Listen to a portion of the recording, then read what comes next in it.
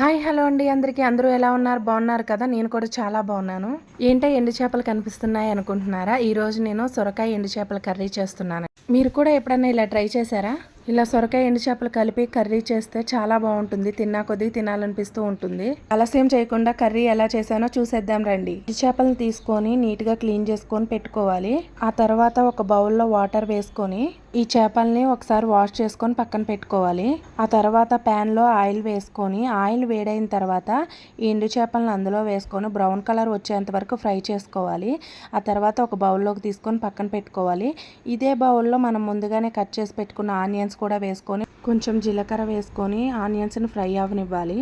ఈ onions fry అయిన తర్వాత కొంచెం పసుపు అల్లం వెల్లుల్లి పేస్ట్ వేసుకొని ఇది కూడా ఫ్రై అయ్యేంత వరకు ఉంచుకొని ఆ తర్వాత ముందుగానే కట్ చేసి పెట్టుకున్న సొరకాయ ముక్కలను కూడా వేసుకోవాలి. దీనిలో కొంచెం సాల్ట్ వేసుకొని మూత పెట్టుకోవాలి. ఒక 15 మినిట్స్ ఈ సొరకాయ ముక్కలను ఉడికించుకొని ఆ తర్వాత మనం ముందుగానే ఫ్రై చేసుకుని ఈ ఎండు చేపలను కూడా వేసుకోవాలి.